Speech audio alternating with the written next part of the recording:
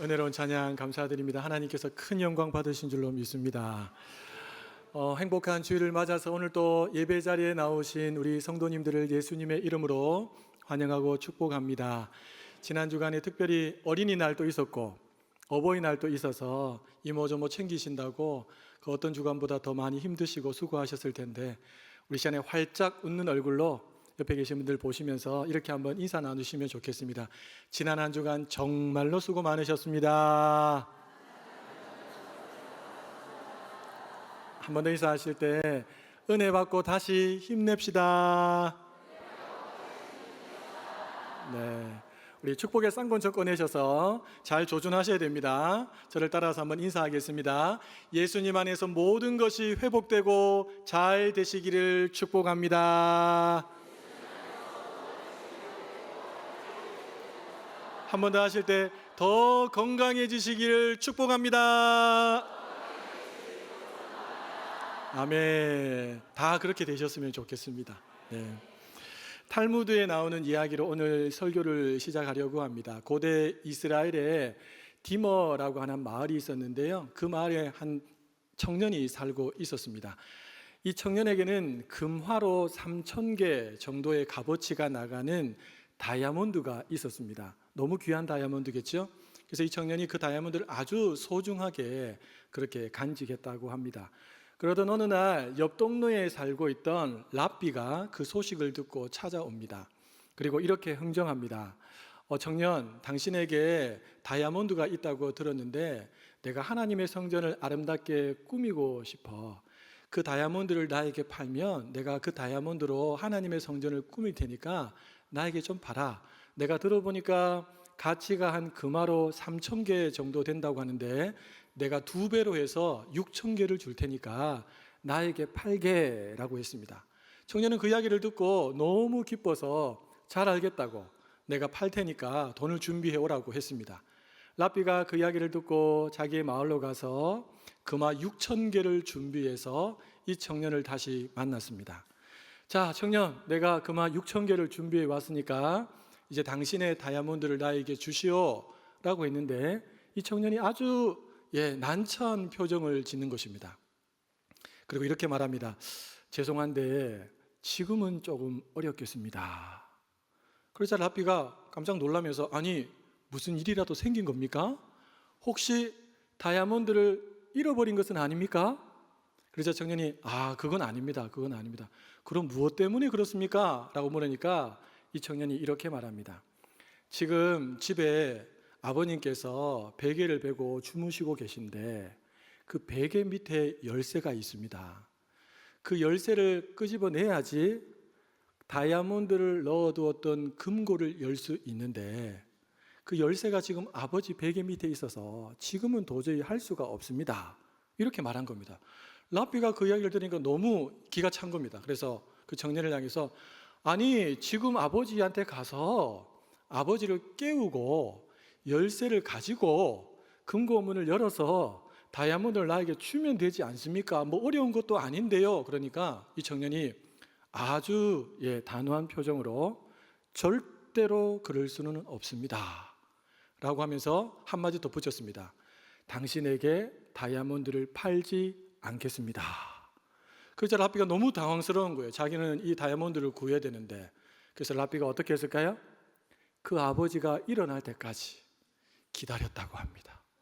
그리고 일어난 아버지 베개 밑에 숨겨진 그 열쇠로 금고를 열고 다이아몬드를 받고 자기의 그 금은 보화를 내어주고 돌아갔다는 이야기가 있습니다. 사랑하는 여러분, 요즘에 돈 때문에 부모님하고 싸운 이야기, 또 부모님을 버린 이야기 많이 들어보셨지요? 혹시 여러분 중에 계시는 건 아니겠지요? 분위기상 한 2분 정도 계시는 것 같은데 그런데 여러분 이런 사회 속에서, 이런 막장 시대 속에서 여러분 탈무드에서 들려주는 이 이야기, 이 남자의 효심, 그 청년의 효심을 들으면서 여러분 어떤 생각이 좀 드셨습니까? 아마 우리 부모님들은 나에게도 그런 아들이 하나 있었으면 좋겠다, 아마 이런 마음이 대부분이실 것 같습니다. 그리고 자녀들에게는요, 아마 지금 부모님을 대하는 자신의 모습을 조금 돌아보면서 내가 조금 너무했나? 라고 아마 반성하시는 분들도 계시리라고 생각합니다. 한 두 분 정도는 아유, 저렇게까지 해야 되나? 라고 하시는 분들도 계시리라고 생각합니다. 사랑하는 여러분, 갈수록 부모님의 은혜를 잊고 배은망덕하게 살아가는 자녀들이 많아지고 있는 이 시대 속에서 우리 그리스도인들은 어떻게 살아가야 할까요? 어떻게 부모님을 대해야 할까요? 시대의 흐름이니까 그냥 그렇게 우리도 그렇게 살아가야 할까요? 아니면 변하지 않는 영원하신 그 하나님의 말씀으로 돌아가서 그 말씀이 우리에게 어떻게 교훈하는지를 받고 그 말씀대로 살아가야 할까요? 아마 우리는 모두 다 후자라고 생각하실 겁니다. 자, 그렇다면 성경이 말하는 부모를 향한 자녀가 어떤 태도를 가져야 할까? 어떤 자세와 태도를 가지고 자녀들은 부모님을 대해야 할까요? 오늘 본문을 통해서 우리 한번 나눠보도록 하겠습니다. 1절 말씀을 같이 한번 읽어보겠습니다. 자녀들아, 주 안에서 너희 부모에게 순종하라. 이것이 옳으니라. 아멘. 여러분, 여기서 나오는 자녀들아 라고 했을 때 자녀들은 엄밀히 말하면 결혼하기 전 자녀들을 의미합니다. 여러분 중에 아마 결혼하신 분들이 대다수일 겁니다. 결혼하신 분들에게 제가 한번 여쭤보겠습니다.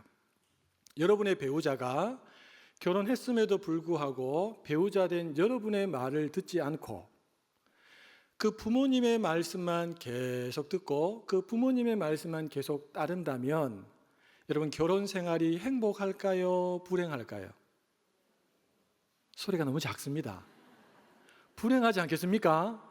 내 배우자가 나하고 자꾸 이야기를 하면서 의견을 맞춰가고 뭔가를 결정하고 해야 되는데 우리 엄마가 이렇게 이야기하더라, 우리 아빠가 이렇게 이야기하더라 하면서 남편의 말을 무시하고 아내의 말을 무시한다면 그 결혼 생활이 절대로 행복할 수 없겠지요.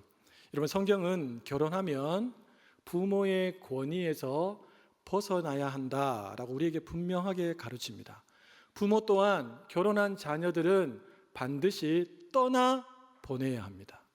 몸으로만 떠나보낼 것이 아니라 정서적으로도 떠나 보내셔야 합니다. 자, 우리 물론 결혼했을 때, 결혼하고 난 다음에 부모님에게 찾아가서 의견을 여쭐 때가 있습니다. 도무지 우리 부부가 고민하고 생각했는데도 답이 안 나왔을 때 인생을 많이 살아왔던 지혜로운 부모님에게 찾아가서 어머니, 아버지, 이런 문제가 저희 앞에 있는데 어떻게 하면 좋겠습니까? 라고 조언을 구할 때가 있지요. 그때는 부모님들이 힘을 다해서 조언을 해주시고 도와주셔야 됩니다. 그러나 그렇지 않고 평상시에 사사건건 간섭하고 사사건건 시비를 걸고 사사건건 지시를 하게 되면 절대로 내 자녀의 가정이 온전히 설 수 없다는 사실을 여러분 꼭 기억할 수 있기를 부탁합니다. 여러분 중에 혹시 결혼한 자녀가 아들이든 딸이든 결혼했는데 이상하게 자꾸 자기 집에서 자지 않고 부모의 집이 좋다고 자꾸 찾아와서 부모의 집에서 자는 자녀들이 혹시 있습니까? 어떻게 해야 됩니까? 처음에 한두 번은 아이고 잘 왔다, 그래 뭐 별일 없지 하면서 좀 쉬어가라 이렇게 말할 수 있지만 이게 하루 이틀이 아니고 일주일, 한 달, 두 달 이렇게 되면 성가대에서 말한 것처럼 쳐내야 됩니다. 쳐서 내야 됩니다. 왜요? 여러분, 계속 품으면 그 자녀의 가정을 망칩니다. 부모는 떠나보내야 합니다. 너희 집에 가서 제발 좀 자라, 너희 집에 가라 하면서 떠나보내야 합니다. 계속 붙들고 있으면 좋겠지요. 여러분만 좋지 자녀의 가정은 다 망가집니다. 그러니까 성경의 원리를 따라서 결혼했다면 떠나보내야 하는 것이 부모가 해야 되는 중요한 일입니다. 결혼하기 전인 자녀들이 있다면 잘 들어보시기 바랍니다. 여러분의 부모님이 여러분보다 학력도 약하고 몸도 여기저기 아파서 불편하고 그렇다고 해서 여러분의 부모님이 여러분들에게 무슨 말을 할 때 절대로 부모님의 말을 무시해서는 안 됩니다. 여러분이 주 안에 있는 사람이라고 한다면 그 부모님의 말씀을 잘 귀 기울여 듣고 그 말씀에 따라가는 것이 우리 하나님이 기뻐하는 뜻인 줄로 믿으시기를 바랍니다. 여러분, 세계 최고의 지혜자 하면 누가 떠오르십니까? 우리는 솔로몬이라고 떠오릅니다. 그렇죠? 여러분, 솔로몬이 이제 아버지가 됩니다. 왕이죠. 이제 자기의 아들들이 있는데 그 아들들이 자기가 지나왔던 삶처럼 이런저런 실수를 반복하지 않았으면 좋겠다라는 마음을 가지고 지혜서를 쓰기 시작하죠. 그게 잠언서입니다. 잠언서를 가만히 들여다보면 부모의 말씀에 순종하고 그 말씀을 따라가는 자들이 얼마나 복된지를 솔로몬이 반복을 통해서 강조를 합니다. 그 내용도 우리가 한번 살펴볼 텐데요. 잠언 1장부터 8장까지 나오는 말씀들을 우리 연달아서 쭉 읽으실 텐데 여러분들이 마음에 새기시면서 야, 부모의 말씀을 잘 귀 기울여 듣고 순종하는 것이 얼마나 중요한지 여러분 꼭 마음에 담을 수 있었으면 좋겠습니다. 우리 잠언 1장부터 읽도록 하겠습니다. 내 아들아, 내 아비의 훈계를 들으며 내 어미의 법을 떠나지 말라. 이는 내 머리에 아름다운 관이요 내 목에 금사슬이니라. 잠언 2장입니다. 내 아들아, 내가 만일 나의 말을 받으며 나의 계명을 내게 간직하며. 잠언 3장입니다. 내 아들아, 나의 법을 잊어버리지 말고 내 마음으로 나의 명령을 지키라. 잠언 4장입니다. 아들들아, 아비의 훈계를 들으며 명철을 얻기에 주의하라. 내 아들아, 들으라. 내 말을 받으라. 그리하면 내 생명의 해가 길리라. 내 아들아, 내 말에 주의하며 내가 말하는 것에 내 귀를 기울이라. 잠언 5장입니다. 내 아들아, 내 지혜에 주의하며 내 명철에 내 귀를 기울여서 그런즉 아들들아, 나에게 들으며 내 입의 말을 버리지 말고. 잠언 6장입니다.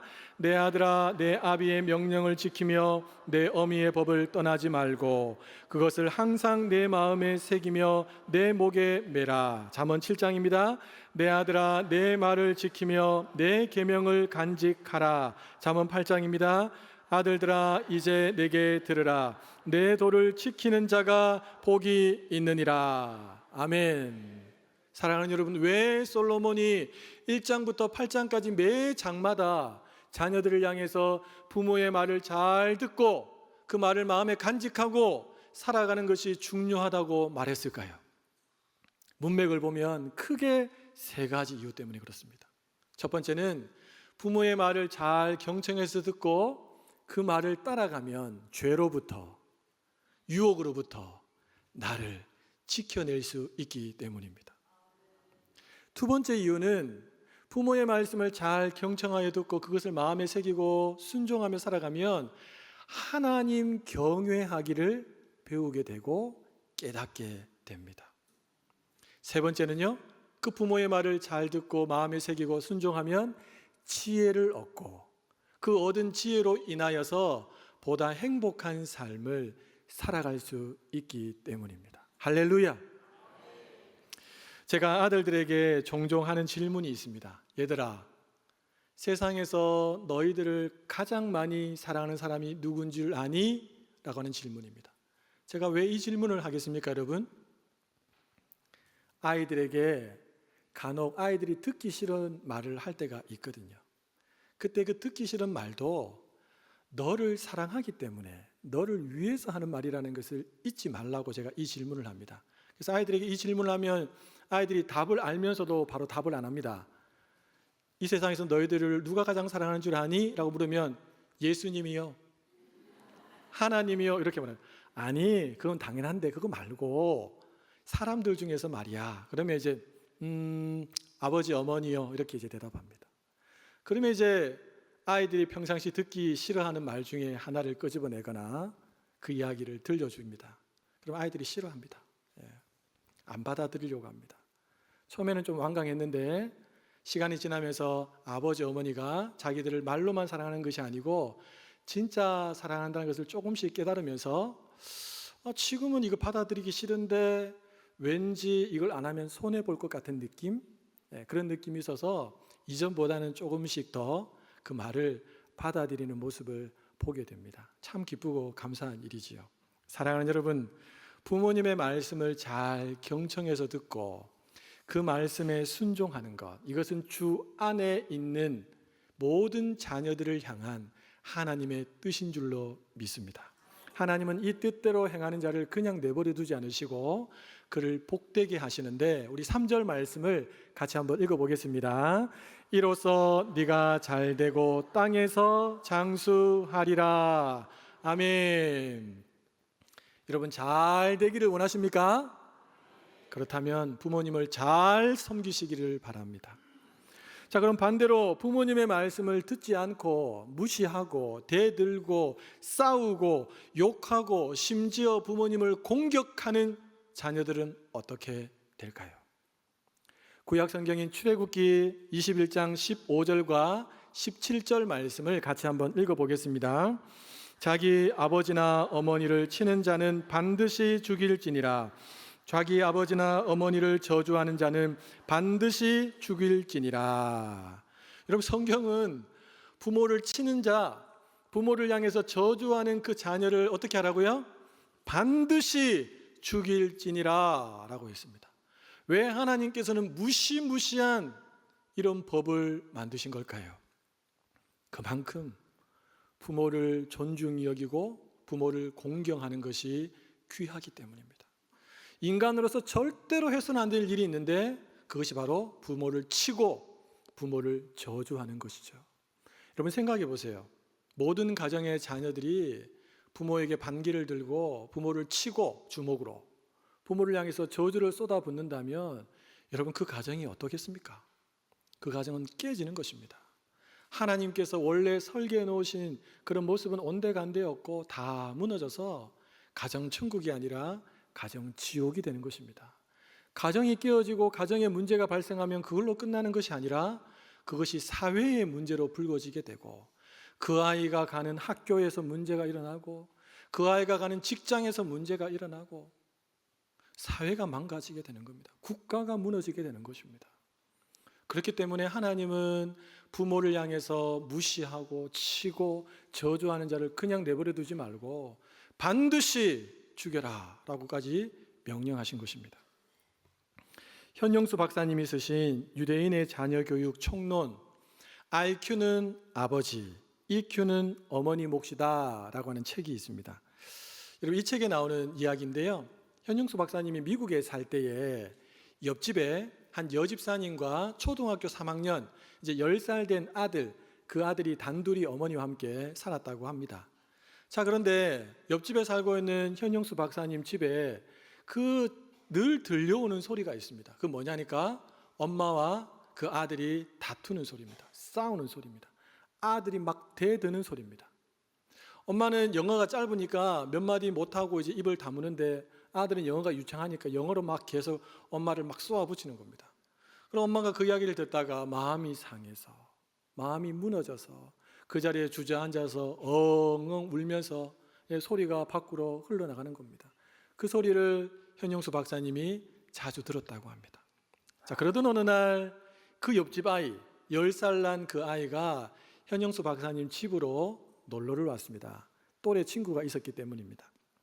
다 놀고 저녁 식사 자리가 되어서 그 아이가 현용수 박사님 옆자리에 앉았다고 합니다. 박사님이 아이에게 이렇게 물었습니다. 얘야, 너 요즘에도 너희 어머니에게 대드니? 그러니까 아이가 고개를 푹 이렇게 숙이더랍니다. 그 아이가 교회를 다니고 있었거든요. 어머님이 집사님이니까. 너 혹시 성경이 하나님의 말씀이라는 것을 믿니? 라고 하니까 푹 숙인 고개에서 끄덕끄덕합니다. 또 묻습니다. 너 혹시 성경에 하나님께서 부모에게 막 대들고 함부로 하는 사람을 어떻게 하라고 했는지 혹시 아니? 하니까 아이가 모르겠다고 고개를 이렇게 흔들었습니다. 현용수 박사님이 이렇게 말했습니다. 성경의 말이야, 부모한테 함부로 하고 대들고 하는 사람을 죽이라고 했어. 너 죽고 싶어? 이렇게 하니까 아이가 깜짝 놀라면서 아니요, 죽고 싶지 않아요. 그러면 너 부모님 말씀 잘 들어야 돼. 너한테는 어머니밖에 없으니까 어머니 말씀 잘 들어야 돼. 알겠어? 그러니까 네 하고 이야기를 하고 식사를 마치고 아이가 집으로 돌아갑니다. 여러분, 그 다음 날부터 싸우는 소리가 들렸을까요? 안 들렸을까요? 안 들렸습니다. 그 여집사님의 큰 문제거리가 사라져 버렸습니다. 우리 아이들 중에, 믿음의 아이들 중에 부모에게 함부로 대하는 것이 당연하다고 생각하는 아이들이 있습니다. 여러분, 그런 아이들에게 하나님 말씀을 펼치고 알려주셔야 합니다. 에이, 그 말씀을 옛날 말씀이잖아요. 그때 하나님은 지금도 동일한 하나님이십니다. 절대로 부모에게 함부로 대하지 않도록 따끔하게 가르치고 때로는 매를 들어야 합니다. 우리 부모님들이 아이들을 양육할 때 두 가지 사랑을 잘 조화시켜야 됩니다. 첫 번째는 따뜻하고 부드러운 사랑입니다. 칭찬해주고 안아주고 선물도 해주고 격려도 해주고 힘들 때는 위로해주고 이런 따뜻한 사랑을 부모님들이 많이 하셔야 돼요. 그러나 이것만으로는 안 됩니다. 아이들에겐 죄성이 있기 때문에 딱딱한 사랑도 여러분 주셔야 합니다. 때로는 말을 듣지 않고 고집을 피우고 다른 사람에게 해가 되고 자신에게 해가 된다면 매를 들어서라도 죽지 않을 만큼 때려서 고쳐내야 합니다. 여러분, 이것이 성경의 가르침입니다. 이 세상의 시대는 자꾸 변해가면서 매를 절대로 들면 안 된다고 하지만 성경은 그렇게 말하지 않습니다. 우리 안에 죄성이 있음을 알기 때문에 그 죄성이 올라올 때는 그것을 잘 통제할 수 있도록 도와주는 역할을 부모가 사랑의 마음으로 해야 한다는 것입니다.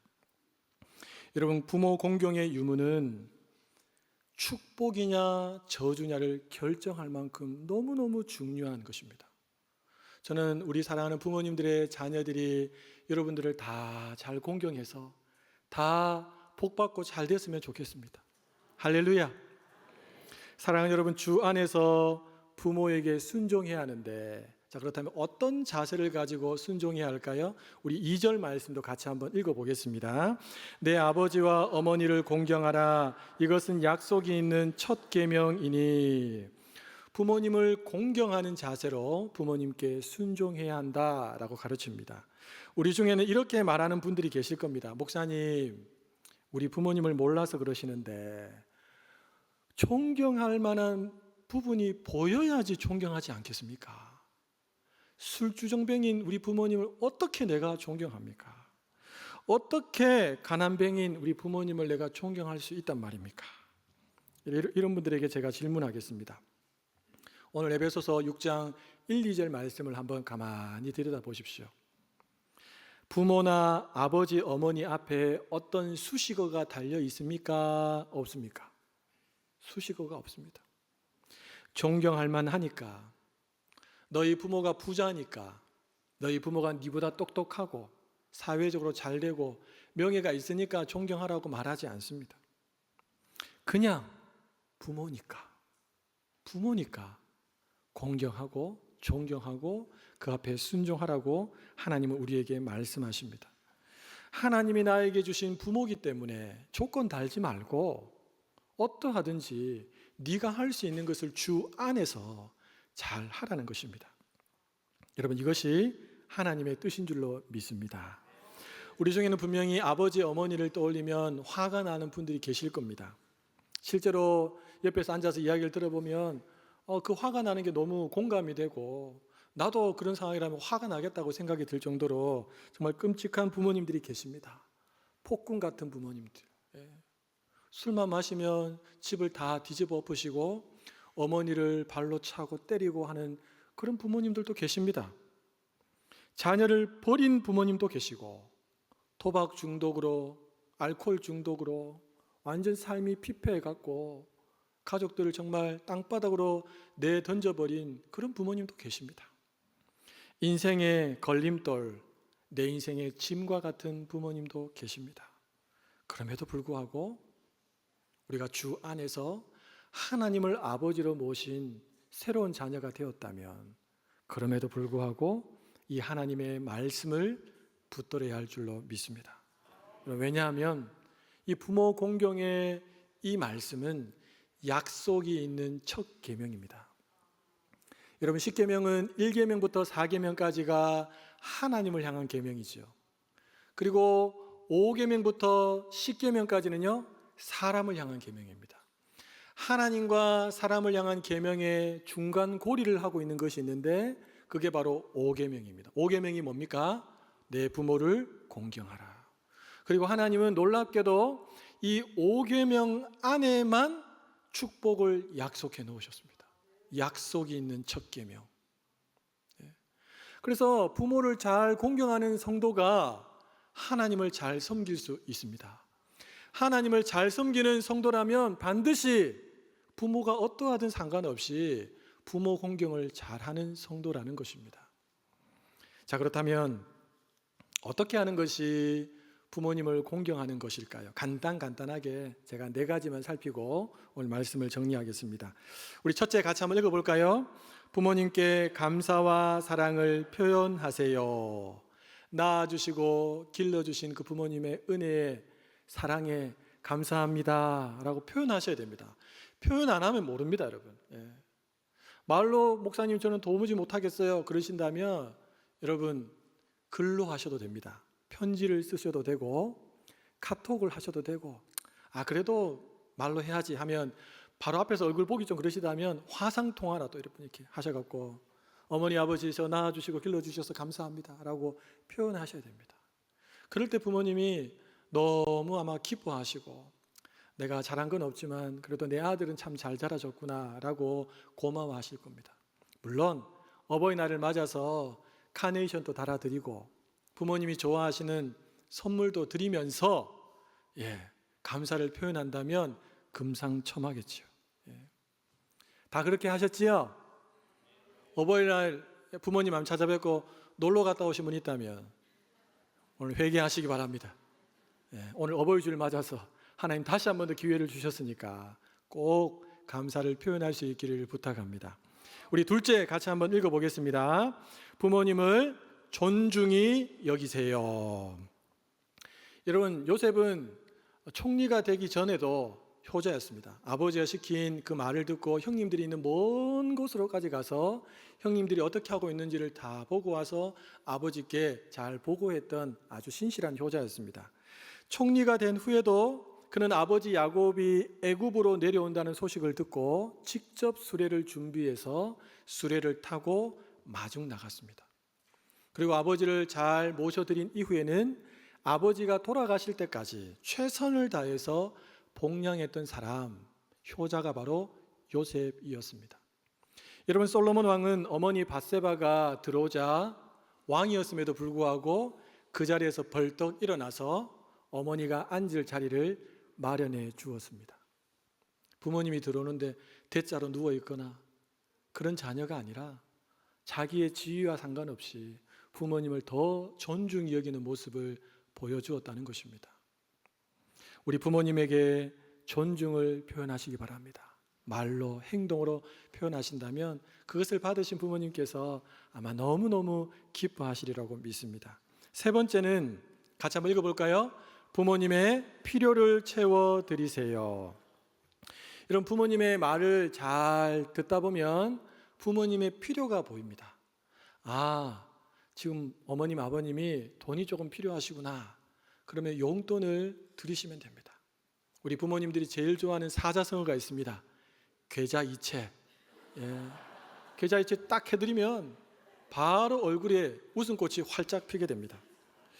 또 가만히 듣다 보면 지금 부모님이 많이 외로우시구나 라고 하면 여러분들이 조금 더 자주 찾아뵙거나 그게 잘 안 된다면 화상통화라도 영상통화라도 얼굴을 보여드리면서 말동무가 되어주셔야 됩니다. 몸이 안 좋으신 것 같으면 건강에 도움이 될 만한 음식도 좀 준비해서 사다 드리고 또 건강에 도움이 될 만한 운동기구 같은 것도 좀 하나 장만해서 놔드린다면 아마 얼마나 우리 부모님들께서 기뻐하시겠습니까?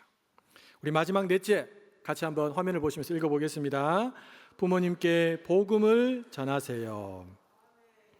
혹시라도 아직도 복음을 한 번도 들어보지 못한 부모님들이 계시다면 여러분, 최고로 큰 효도는 그 부모님에게 복음을 전하는 것인 줄로 믿습니다.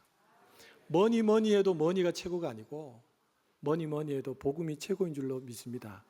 복음을 전할 때는 여러분 그냥 생짜배기로 전하지 마시고 부모님을 좋은 곳에 모셔서 식사를 대접하시고 용돈을 조금 넣어서 드리시고 기분이 좋아지시고 마음이 이렇게 열렸을 때 하시는 겁니다. 어머니, 아버지, 제가 이 세상에서 가장 좋은 소식을 3분 안에 5분 안에 전하고 싶은데 잠깐만 좀 들어주시겠어요? 핸드폰 끄시고요. 그래서 여러분들 그래 기분 좋으니까 한번 해봐라 라고 하시죠. 그때 여러분이 준비해 나간 복음을 가지고 복음을 전하시면 됩니다. 아이고 목사님 저는 말 주변이 없어서 도무지 그렇게는 못할 것 같아요. 아버지가 화내실 것 같은데요. 그러신 분들은 기분 좋게 하신 다음에 편지에다가 감사도 넣으시고 복음을 적으셔서 이런 그 편지를 주십시오. 그리고 집에 가셔서 혼자 계실 때 꼭 한번 읽어보시라고, 제 마음이라고 그렇게 전해주시면 됩니다. 저도 저희 장인어른에게 복음을 전하기가 정말 쉽지 않았거든요.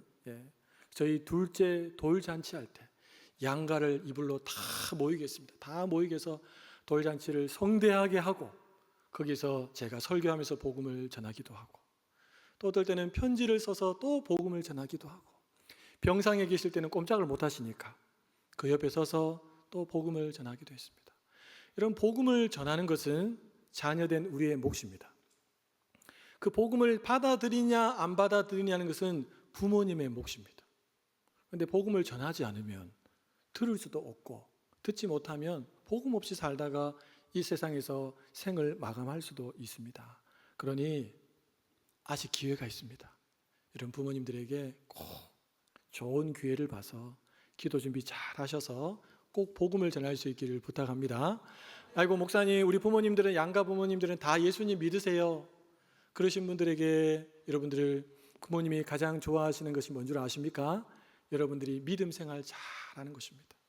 하나님 중심, 교회 중심, 말씀 중심으로 믿음 생활 잘하는 모습만 봐도 부모님이 너무너무 기뻐하실 겁니다.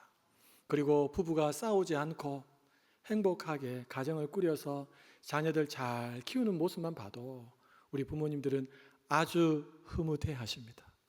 그렇게라도 여러분 꼭 효도할 수 있기를 부탁합니다. 사랑하는 여러분, 부모님은 기다려주지 않으십니다. 부모님은 기다려주지 않습니다. 그러니 살아계실 때에 조금이라도 더 건강하실 때에 말씀을 따라서 부지런히 부모 공경을 다하시기를 예수님의 이름으로 축복합니다. 혹시라도 부모님이 다 세상을 떠나셨다면 이제 부모 공경할 사람이 없는데 어떻게 하면 좋지요? 라고 하는 분들 계실 텐데, 그런 분들에게 제가 팁을 드리겠습니다. 우리 대암교회 안에 70세가 넘으시는 어르신들이 많습니다. 여러분 기도하시는 중에 한 2분 정도를 딱 선정하셔갖고 그분들이 돌아가실 때까지 마치 여러분의 부모님인 것처럼 어버이날이나 기념일이 있을 때 챙겨드리시고 효를 한번 표해 보시기 바랍니다. 하나님께서 하늘에서 그 모습을 쭉 지켜보신다면, 이야, 쟤는 자기 부모님 살아계실 때도 잘하더니만 부모가 다 돌아가셨는데 교회 안에서 믿음의 선배와 같은 저 어르신들을 자기 부모처럼 귀하게 여기는구나. 하나님이 감동 먹으시고 하나님이 복을 주시지 않겠습니까?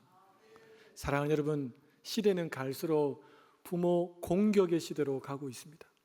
이런 때 우리가 말씀 붙들고 하나님의 말씀대로 부모 공경을 잘 실천해서 하나님의 약속의 말씀에 그대로 축복을 받아 누리는 삶을 산다면 그 자체만으로 하나님의 영광을 드러내는 주인공으로 우리 한 사람 한 사람들이 쓰임받게 되는 줄로 믿습니다.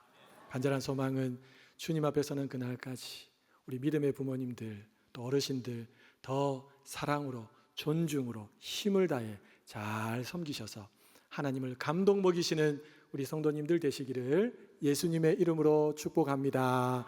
예수님의 이름으로 축복합니다. 우리 한번 일어나셔서 우리 찬양 부르실 텐데, 어머님 은혜라는 곡입니다. 여러분 이 곡은 감리교 감독이었던 윤춘병 목사님께서 작곡하신 곡입니다. 대부분은 아마 세상에서도 이 노래를 많이 부르는데 1절, 2절만 부르고 끝납니다. 그런데 3절까지 있습니다. 3절 가사에 사랑의 어머님을 주신 주님의 은혜에 감사드리자라고 하는 것이 이 곡의 핵심이라고 합니다. 우리 아버지, 어머님의 그 은혜를 생각하면서 우리 같이 찬양 함께 부르도록 하겠습니다.